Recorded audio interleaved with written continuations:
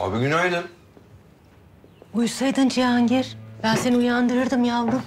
Filtre kahve yapar mısın abla? Ihlamur versem diğerleri uykunu kaçırıyor. Kaç aydır 2 saat, 3 saat. Vallahi düşüp bayılacaksın bir yerde. Hay Allah korusun.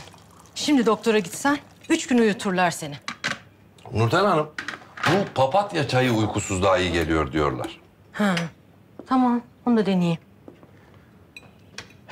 Sen ne yapıyorsun burada Adem? Abi vallahi bu Nurten Hanım'ın sucuğu vallahi bir başka oluyor. Organik konsepti, yumurtayla. Ha? Yesin, yesin. Afiyet olsun Adem. Allah razı olsun. Cihangir, sana da hazırlayayım mı kuzum? Adem, kız ne oldu?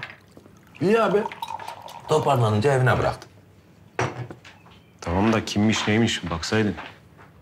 Abi kız işte. İskender Bey'in kızı. O ne demek lan? Abi müjde işte. O kız hani İskender Akay'ın kızı ya. Bu Müjde bizim İskender'in kızı Müjde mi? Adem ben bunu şimdi mi öğreniyorum? Abi ben de yeni öğrendim. Ben senin haberin var sandıydım. Ya o gün sen kıza nerelisin dedim surat falan yaptın ya. Ben ne bileyim abi.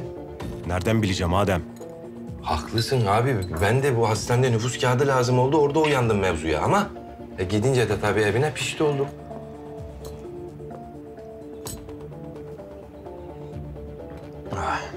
Hap map falan bir şey kullanıyor mu bu Müjde? Yok abi ben çantasını didik didik gittim. Temiz. Ya aşk, meşk, kelebek mevzuları yani. Gönüller bir olsun. Kime aşık olmuş? Topçuya mı? Ha, öyle zar Nurten Hanım. Tabii bu işler pek belli olmuyor. Adem, kızı takip ediyorsun. Hakan'la buluşunca bana haber veriyorsun. Zeytin getirtmiştim Cihangir, domatesle, biberle. Cihangir. Duyar mı tabii? Abi bu Katallılar ne olacak?